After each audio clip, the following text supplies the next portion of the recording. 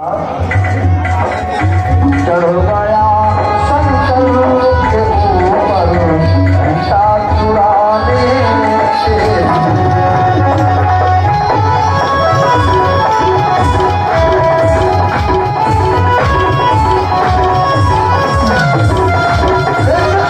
भोले बाबा कैसे है आशुतोष तुम अवधरतानी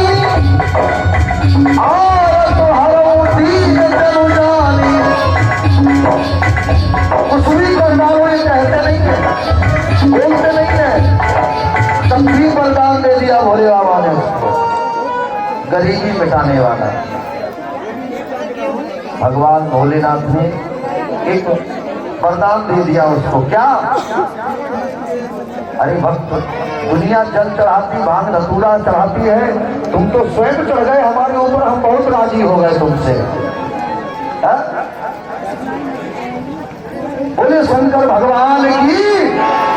ऐसे दयालु भोले बाबा का तुम तो परिपूर्ण समर्पित हो गए हमारे ऊपर, अब तुम्हें हम वरदान जरूर देंगे। भोले बाबा ने अपना शंख उठाया और उसको पकड़ा दिया। कर लो, ये ऐसा अस्त्र है, आप जो चाहेंगे वो प्राप्त कर लेंगे, लेकिन ईर्ष्या अभी भी उसके अंदर से नहीं हुई। सुनिएगा, बड़ा आनंद आएगा। उस भक्त ने कहा, प्रभु इस शंख का हम क्या करें? भोले बाबा ने कहा, बताऊं? इस शंख से आप कहेंगे, हे भोले बाबा की वरदानी शंख देवता, मेरे घर में 56 प्रकार के भोजन बन जाए। आपने बोला कि उधर रसोइयां चालू हो गई, उधर भंडार शुरू हो गया। लेकिन मजे की बात यह है, आपके घर में एक पकवान तो पड़ोसी के घर में डबल पकवान बनेंगे। अब उसने का ये तो हम चाहते नहीं है, आपने ये वरदान गलत दिया, वापस कर लो अपना। भोले बाबा ने कहा, जो मैं दे देता हूँ कभी वापस नहीं देता। अब मन में सोचे कि अब हम जो भी मांगेंगे हमको एक ही चीज मिलेगी, पड़ोसी को तो गड़बड़ हो गया। ये आया चुपचाप अपने घर में, उसने शंख जो है ताले में बंद कर दिया, पत्नी को भी नहीं बताया। सुनिएगा माताओं, आनंद की बात। सोचा कि अब ऐसे काम नहीं चलेगा, भूखों मरने लगेंगे, चलते हैं कहीं नौकरी कर लेते हैं जाके। पत्नी को बताया नहीं, और हमारे ये माताएं जो है बड़ी होशियार होती है, अगर आदमी बाहर से कुछ लाए तो धीरे धीरे इनका हाथ वहां तक पहुंच जाता है। हाँ हाँ, मैं कभी कभी अपने आप में धोखा खा जाता हूँ। हाँ, हम खुद धोखा खा जाते हैं। हम कभी कभी अपने कपड़ों के बीच में कुछ नोट छिपा के रख देते हैं, कभी काम आएगा रास्ते गली में, लेकिन वो भी साफ हो जाते हैं कभी कभी। हाँ हाँ भाई, ये 5 मीटर की जो हम लुंगी पहनते, धोती पहनते हैं, हम कभी कभी 2-4 हजार स्वामी जी लेके आए हैं, इसका मतलब क्या है? ऐसे बैठ गए झूठ मूठ और कहने लगे, हे संत भगवान, हम बड़ी परेशान हैं, हमारे घर में खाने की कमी है, कुछ खाने की व्यवस्था हो जाए। अपने ही मनगढ़ंत पूजा करने लगी। वो तो वरदान था, उसमें सिद्ध था। पता चला शंख ने उनके घर में मां रंगाधुंध, लड्डू, जलेबी, रसगुल्ला, बालूशाही, छेना, इमरती। श्रीमती सोचे, वाह, इतनी बढ़िया चीज पति देवता लाए और छुपा के रख दिया, और आप भूखों मर रहे। उनके घर में तो इतना इंतजाम, पूरा गांव देसी घी से महक रहा है, पूरा नगर। दूसरा वरदान मांगा कि हे शंख भगवान, हमारा 1 मंजिल मकान भी बन जाए। उनका 1 मंजिल, पड़ोसियों की 2-2 मंजिल।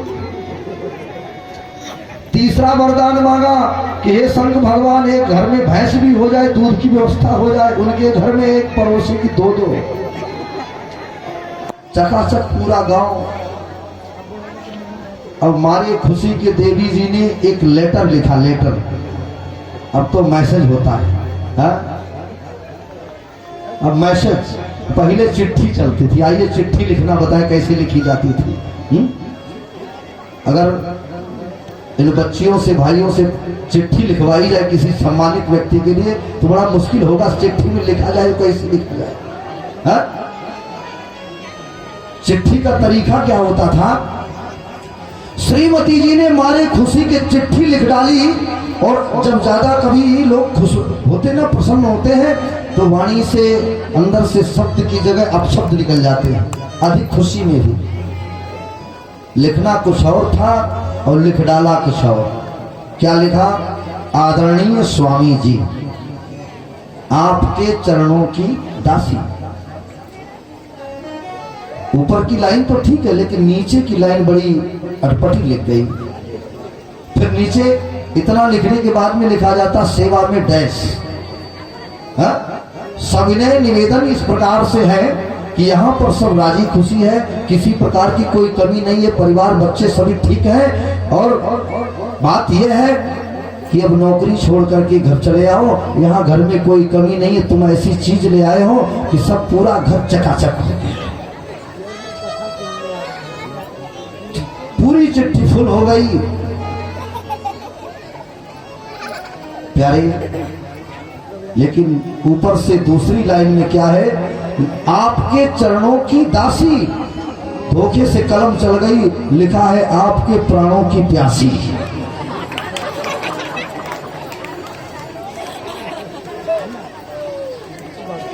आपके प्राणों की प्यासी। सब कुछ ठीक है, चिट्ठी डाल दी। अंतरदेशी दूसरे तीसरे दिन हाथ लग गया श्रीमान जी के। डाकिया ने पकड़ाया, भैया आपका ये पत्र आया है। और जैसे पत्र पढ़ा, ड्यूटी के लिए टिफिन हाथ में था। श्रीमान जी ने ऊपर की लाइन पढ़ी, आदरणीय स्वामी जी, आपके प्राणों की प्यासी। चिट्ठी जेब में रख ली, पसीना निकल आया।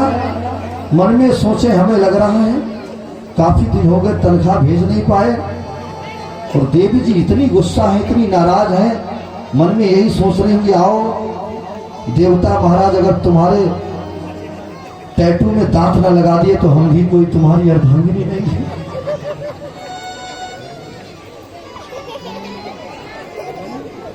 जब नीचे की ओर लाइनें पढ़ डाली, हमें लग रहा शंख बजा दिया है इसने, और दूसरे भाग खड़े हुए। दूसरे दिन पहुंच गए घर में। बढ़िया श्रीमती जी हलवा बना के लाई। अरे हटाओ हलवा, हटाओ ये, वो शंख ले आओ पहले जो तुमने सब बेकार कर दिया है। श्रीमती बेचारी बड़ी भोली थी, मन में सोचा ये तो लाए हैं, इन्हें ज्यादा मांगना मालूम होगा, अच्छी तरीके से और भी कुछ मांग लेंगे। श्रीमान जी शंख को सामने रखा, बोले ए भैया, ए बेटा, प्लीज साइलेंट। शंख के सामने हाथ जोड़ करके श्रीमान जी बैठे कि हे भोलेनाथ के शंख महाराज, हमारे घर में जो भोजन की व्यवस्था चल रही है ना, ये बिल्कुल सफाचट हो जाए, ये खत्म हो जाए सब। उनका तो अकेले ही परिवार भूखों से परेशान हुआ, पूरा गांव भूखों मार दिया। दूना वरदान है ना, इतने बड़े वो भक्त थे। दूसरा वरदान बोले कि हे शंख भगवान, ऐसा करो कि हमारा जो मकान है ना 1 मंजिल, ये भी तहस नहस हो जाए। उनका एक ही मंजिल गिरा, पूरा गांव खड़ंजा से भर गया। सब बराबर, बुलडोजर चलाने की जरूरत ही नहीं पड़ी, दूना वरदान चालू हो गया। बोले कि हे शंख भगवान, हमारी भैंस भी मर जाए। पूरा गांव पूंछ बांधे बांधे घूमे। चौथा वरदान मांगा है भोले बाबा, ऐसो करो हमारा एक बल्बो फ्यूज हुई जाए।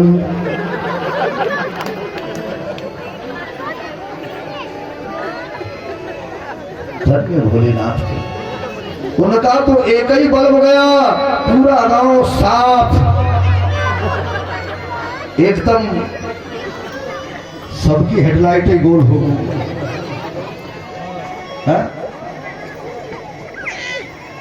आखिरी वरदान रह गया, वो भी दे दो प्रभु, बस हम इसके बाद में कुछ मांगेंगे नहीं।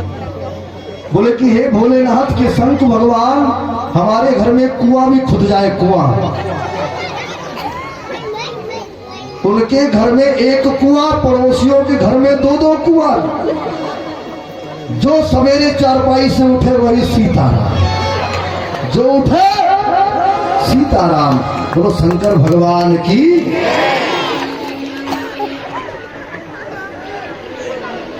वारे भोलेनाथ बाबा, अरे धन धन भोलेनाथ तुम्हारे, ओ धन धन भोलेनाथ तुम्हारे, और कौड़ी नहीं खजाने में, और 3 लोग बस्ती में बसाए आप रहे वीराने।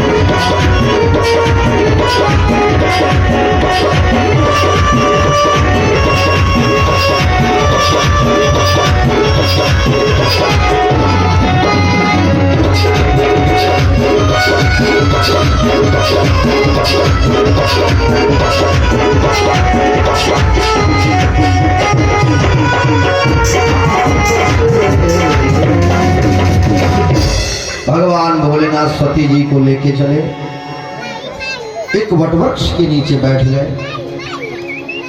सती जी से कहा प्रभु ने, देवी